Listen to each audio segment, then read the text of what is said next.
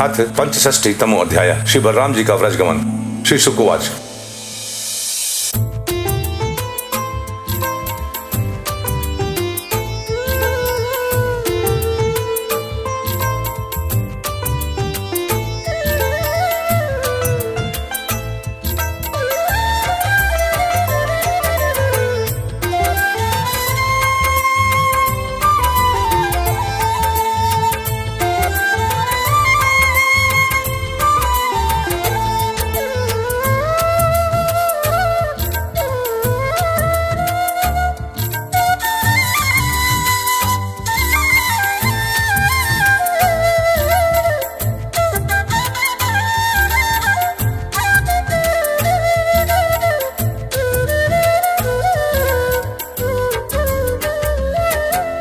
बलभद्र कुरुश्रेष्ठ भगवान रथमा स्थितः सोहि दीक्षितकंठ तययो नंद गोकुलम।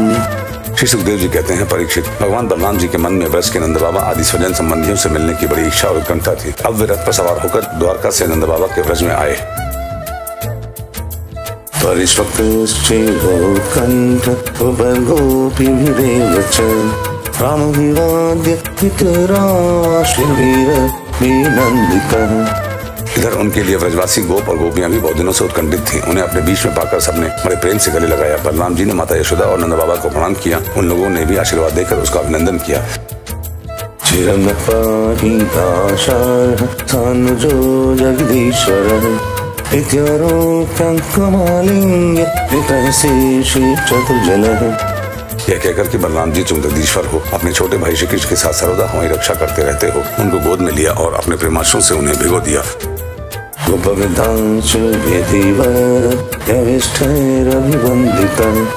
यथा वयो यथा संख्यं यथा संबंधमात्मनः।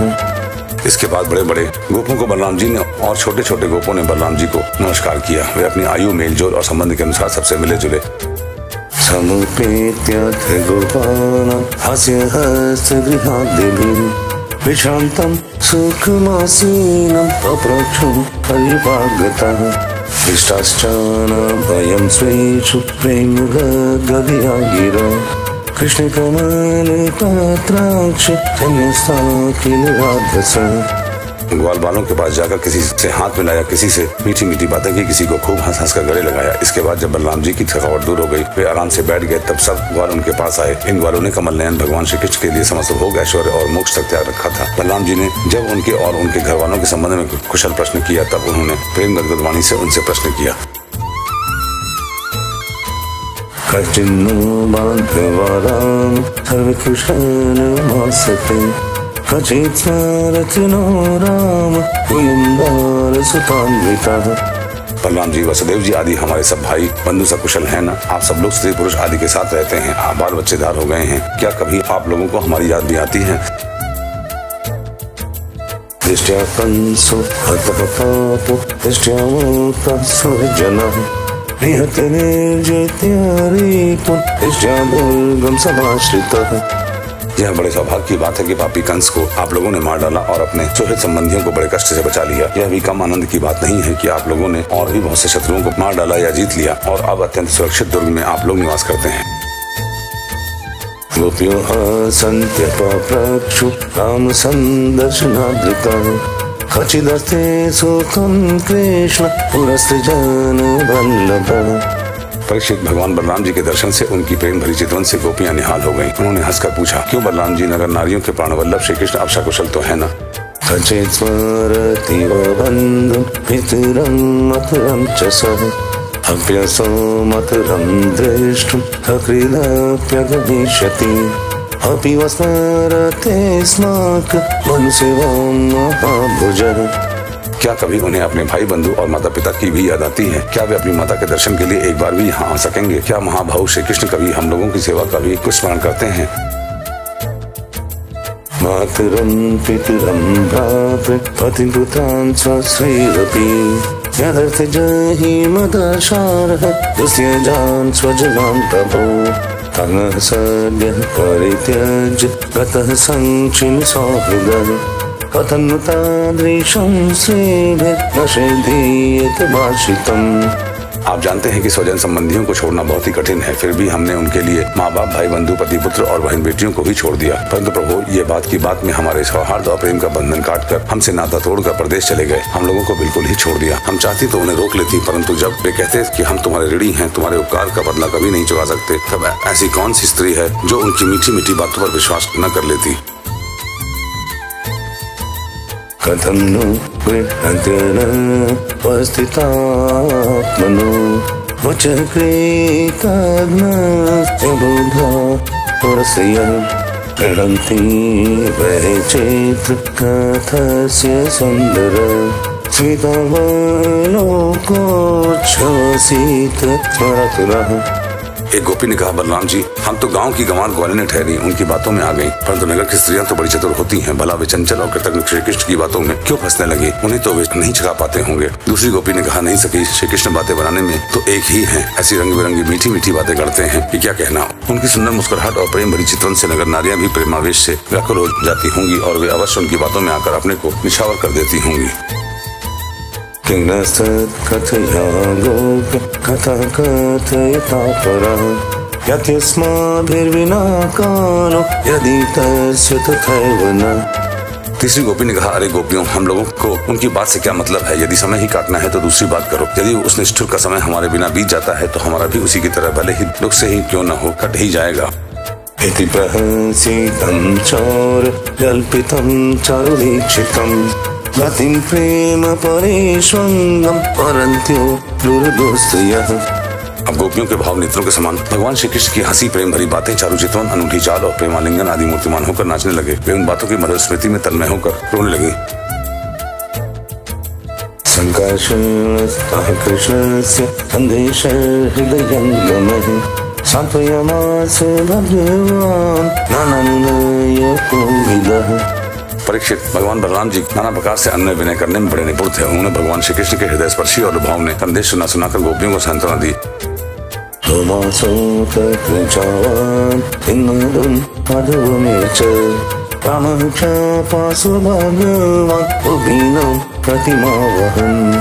और वसंत के 2 महीने चैत्र और वैशाख मही बिताए। वे रात्रि के समान गोपियों में रहकर उनके प्रेम की अभिवृद्धि करते। क्यों न हो भगवान राम ही जो ठहरे। पूर्ण चंद्र कलामृष्टि कौमुदी गंध वायुना यमुना पावने रेम सेविते श्रीगणेन्द्रिता। उस समय कुमुदिनी की सुगंध लेकर भीनी भीनी वायु चलती रहती। पूर्ण चंद्रमा की चांदनी छिटक कर यमुना जी के तटवर्ती उपवन को ज्वलन उज्जवल कर देती और भगवान बलराम गोपियों के साथ वहीं विहार करते। वरुण प्रेषिता देवी अरुणी क्षिपोत्तरा पतति तत्फलं सर्वं सुगन्धेन अधिवासयत्। वरुण देव ने अपनी पुत्री वारुणी देवी को वहां भेज दिया। वह एक वृक्ष की खोड़ से बह निकली। उसने अपनी सुगंध से सारे वन को सुगंधित कर दिया। गंधं मधुधाराय वायुनोपहृतं बलः आग्रयोपगतसत्र जलनभिक्षमं तपो। मधुरधारा की वह सुगंध वायु ने बलराम जी के पास पहुंचाई, मानो उसने उन्हें उपहार दिया हो। उनकी महक से आकृष्ट होकर बलराम जी गोपियों को लेकर वहां पहुंच गए और उनके साथ उनका पान किया। उपगीयमानचरित वनिताभिर्हलायुधः वनिषु व्यचरक्षीव पदविवलिलोचनः। उस समय गोपियां बलराम जी के चारों ओर उनके चरित्र का गान कर रही थीं और वे मतवाले से होकर वन में विचर रहे थे। उनके नेत्र आनंद मद से विवल हो रहे थे। कुंडलो मत भजयन्त्य माल्य बिभ्रत्स्मित मुखाम्भोजं हृदकलेयभूषितम्। गले में पुष्पों का हार शोभा पा रहा था। वैजयंती की माला पहने हुए आनंदोन्नत हो रहे थे। उनके एक कान में कुंडल झलक रहा था। मुखारविंद पर मुस्कुराहट की शोभा निराली ही थी। उस पर पसीने की बूंदें हिमकण के समान जान पड़ती थी।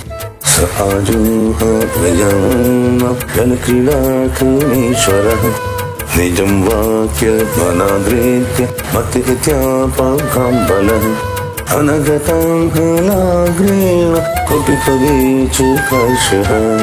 सर्वशक्तिमान बलराम जी ने जल क्रीड़ा करने के लिए यमुना जी को पुकारा, परंतु यमुना जी ने यह समझकर कि ये तो मतवाले हो रहे हैं, उनकी आज्ञा का उल्लंघन कर दिया। वे नहीं आई।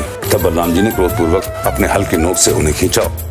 पापितो माम भाग्याय जनयसि मया हुता निशितं नगलाग्रेण शतधकामुच्चारिणी। और कहा, है पापिनी यमुने, मेरे बुलाने पर भी तू मेरी आज्ञा का उल्लंघन करके यहाँ नहीं आ रही है, मेरा तिरस्कार कर रही है। देख अब मैं तुझे तेरे स्वेच्छाचार का फल चखाता हूँ। अभी अभी तुझे हल की नोक से 100 टुकड़े किए देता हूँ। एवं निर्भसिता भीता यमुना यदुनन्दनं उवाच चकिता वाचं पतितपादयोर्नृप। जब बलराम जी ने यमुना जी को इस प्रकार डांटा फटकारा तब वे चकित और भयभीत होकर बलराम जी के चरणों पर गिर पड़ी और गिड़गिड़ाकर प्रार्थना करने लगी। राम राम महाबाहो न जाने तव विक्रमं यस्य कांचन विधृतं जगति जगत्पते। लोकाभिराम बलराम जी महाभाव में आपका पराक्रम भूल गई थी। जगतपते अब मैं जान गई कि आपके अंशमात्र शेष जी इस सारे जगत को धारण करते हैं। परम भावं भगवतु भगवन् मम जानति मोक्तुमर्हसि विश्वात्मन् प्रपन्नं मत्वत्सल। भगवान आप परम ऐश्वर्यशाली हैं। आपके वास्तविक स्वरूप को न जानने के कारण ही मुझसे यह अपराध बन गया है। सर्वस्वरूप भगवत वत्सल मैं आपकी शरण में हूँ। आप मेरी भूल चूक क्षमा कीजिए, मुझे छोड़ दीजिए। ततुर्यमुञ्चति यमुना याचितो भगवान् बलः विजगाह जलं स्त्रीभिः करुणोदीर्घबरान्। अब यमुना जी की प्रार्थना स्वीकार करके भगवान बलराम जी ने उन्हें क्षमा कर दिया और फिर जैसे गजराज हाथियों के साथ क्रीड़ा करता है वैसे ही वे गोपियों के साथ जल क्रीड़ा करने लगे। कामं व्रीहृत्य सलीला तुतीर्णायासिताम्बरे भूषणानि महार्हाणि धनुकन्ते शोभां सृजम्। जब वे यथेष्ट जल विहार करके यमुना जी से बाहर निकले तब लक्ष्मी जी ने उन्हें नीलांबर बहुमूल्य आभूषण और सोने का सुंदर हार दिया। वसित्वा वाससी नीले मालामामुच्य काञ्चनी रजस्वलङ्कृतो लेप्तो महेन्द्र एव वारुणः। बलराम जी ने नीले वस्त्र पहन लिए और सोने की माला गले में डाल दी। वे अंगराग लगाकर सुंदर विभूषण से विभूषित होकर इस प्रकार शोभायमान हुए मानो इंद्र का श्वेतवर्ण ऐरावत हाथी हो। अद्यापि दृश्यते राजन् यमुनाकृष्टवर्त्मनो बलस्यनन्त वीर्यस्य वीर्यं शुचयति वही। परीक्षित, यमुना जी अब भी बलराम जी के खींचे हुए मार्ग से बहती हैं और वे ऐसी जान पड़ती हैं मानो अनंत शक्ति भगवान बलराम जी का यशगान कर रही हों। एवं सर्वनिशायाता विकिवरमतो व्रजे रामसक्षेपचेतस्य माधुर्यव्रजयोषिताम्। बलराम जी का चित्त व्रजवासिनी गोपियों के माधुर्य से इस प्रकार मुग्ध हो गया कि उन्हें समय का कुछ ध्यान ही न रहा और सी रात्रियां एक रात के समान व्यतीत हो गईं। इस प्रकार बलराम जी व्रज में विहार करते रहे।